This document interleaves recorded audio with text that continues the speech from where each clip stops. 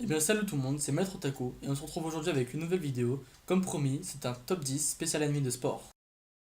Et on commence ce top 10 avec Yuri on Ice, un jeune anime qui est sorti il y a tout juste 3 semaines, mais qui a un potentiel pour moi vraiment extraordinaire. Celui-ci nous raconte l'histoire de Yuri Katsuki, un jeune patineur japonais vraiment prometteur. Suite à une défaite écrasante face à son idole Victor, celui-ci hésitera à reprendre le patinage ou à tout simplement tout abandonner. Mais plus tard, son idole Victor décidera alors de l'entraîner et c'est alors que tout changera. Va-t-il remporter les compétitions? Va-t-il échouer? Je vous laisse le découvrir. On arrive à la 9ème position avec Kuroko no Basket. Mais faudrait-il vraiment encore le présenter? Avec 3 saisons, des films, des OAV? Je ne crois pas, non.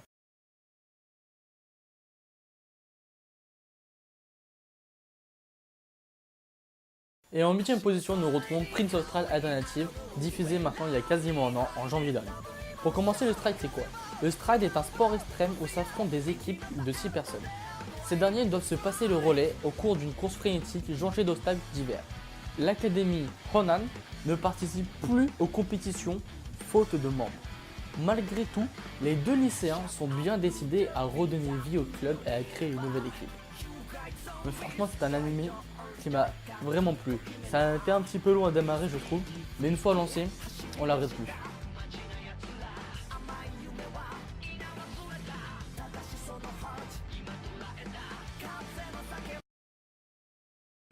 Et on enchaîne à la 7ème place avec l'excellent Erglir que je n'ai malheureusement pas encore terminé, mais le peu que j'ai vu me permet de le classer à la 7ème position. Donc vu que je ne l'ai pas terminé, je préfère vous lire concrètement ce que Naughty John aura mis dans sa description. Donc j'y vais. Dans un monde pas si lointain, un nouveau sport fait fureur, il s'agit des air trek. Des rollers n'ayant que de grosses roues et permettant de faire des figures incroyables grâce à un système de propulsion. Minami Iki Itsuki est un jeune garçon de 15 ans connu sous le nom de Babyface, chef d'un gang de jeunes. Après une défaite contre le gang des Storm Riders, qui utilise des air trek également, son ami d'enfance et ses sœurs vont lui apprendre ce sport. Iki va vite découvrir qu'au-delà de la revanche, il aime la sensation de voler. Notre héros va vite démontrer un véritable talent dans ce sport qui s'apparente à la haute voltige. Mais pour ma part, le peu que j'ai vu, comme je vous l'ai dit tout à l'heure, je l'ai vraiment trouvé extraordinairement bien fait.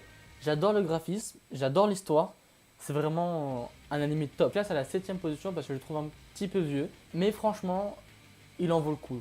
Donc allez-y.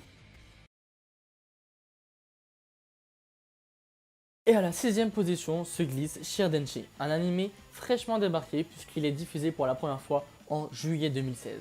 Haruki Bando, donc le jeune homme à droite de l'affiche, et Kazuma, le jeune homme à gauche de l'affiche, sont deux amis d'enfance. Depuis leur plus jeune âge, ils font tous deux du judo ensemble.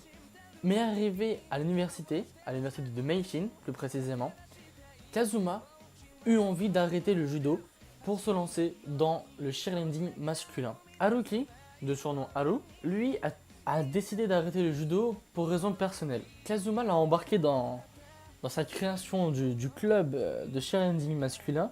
Bon, au début, Haru n'était pas très réticent à tout ça. Mais bon, pour son ami, il peut tout faire. Donc il a décidé de rejoindre le club de cheerleading masculin avec Kazu. C'est alors qu'à la chasse aux membres débute et nous amène dans un univers vraiment coloré et excentrique. Et à la 5ème place, voici le seul et unique Achille 21, un animé extraordinaire. Si vous ne l'avez pas vu, regardez-le. Sena Kobayakawa, le héros de l'histoire, est un jeune homme très frêle et créatif. À force de jouer les larbins pour les autres, il a acquis une vitesse de course phénoménale. Dès son arrivée au lycée, il est remarqué par Yoichi Hiruma, le démoniaque quarterback de l'équipe de football américain.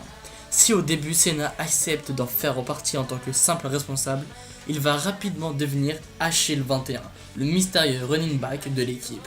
Incognito, derrière sa visière teintée, il constitue par sa rapidité l'arme secrète des Demon Devil Bats.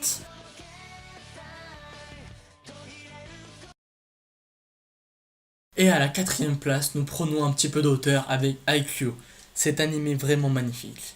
Donc Shoyo Hinata, surnommé Sho, aime plus que tout jouer au volleyball et ce, malgré sa petite taille.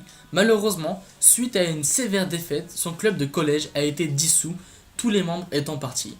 Mais Sho est bien décidé à jouer de nouveau et choisit son futur lycée en fonction de son ambition.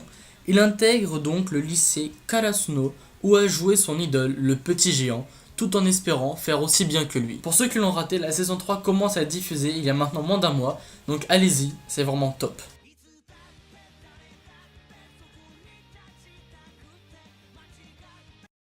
Et nous entrons sur le podium en troisième position avec Days. Vous connaissez tous Olive et Tom. Et bah là, c'est l'Olive et Tom 2.0. Ça s'appelle Days, c'est sorti en juillet dernier et c'est vraiment une tuerie. Donc nous suivons Tsukushi Tsukamoto, une personne un peu trop sensible à mon goût, qui est vraiment passionnée par le football, mais qui n'a aucune compétence particulière dans ce sport. Face à lui, il y a Jin Kazama. Je dis face, mais ils sont plutôt coéquipiers. Et celui-là, c'est plutôt un vrai génie. C'est un génie du ballon. Mais il n'est pas vraiment passionné par ce sport, et il est plus excité par la compétition que ce sport peut entraîner. À eux deux, ils vont bousculer de manière irréversible l'univers du football. Je vous laisse le découvrir, parce que c'est un régal.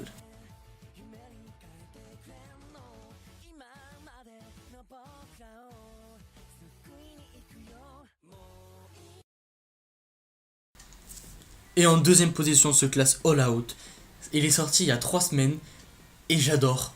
Concrètement, j'ai vraiment hésité à le mettre en première position, mais finalement non. Et deuxième position, c'est une place qui lui revient de droit. Il est merveilleux. Donc c'est un animé de rugby, mais qui a la particularité selon moi de ressembler énormément à Haikyuu. Il se ressemble dans le fait que les personnages principaux des deux mangas sont très similaires. Dans Haikyuu, Sho est petit, mais son rêve c'est de voler, mais il arrive à voler et voir de l'autre côté du filet. Dans All Out, c'est la même chose. Gion est tout petit, mais même avec sa toute petite taille, et grâce à sa puissance monstrueuse, il arrive à jouer au rugby et à plaquer les géants de 2 mètres. C'est un manga extraordinaire, je vous le conseille.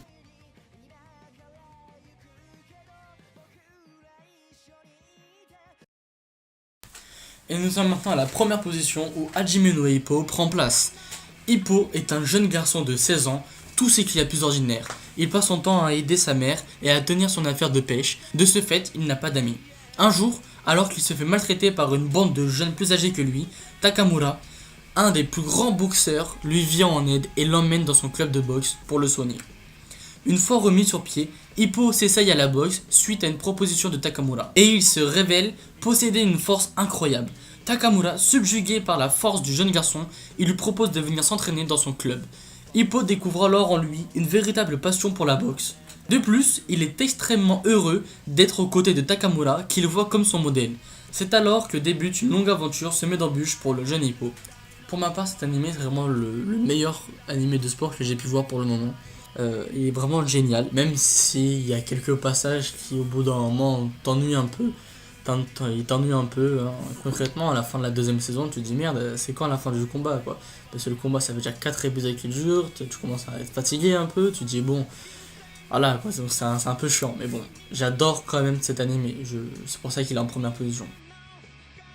Et voilà, le top 10 est terminé, j'espère qu'il t'a plu. Pense à lâcher un gros pouce bleu, ça fait toujours plaisir. J'aimerais m'excuser pour la qualité du son. Elle était pas top, mais c'est le temps que je m'achète du bon matos. Au passage, si mon t-shirt t'a plu, je mettrai son lien dans la description.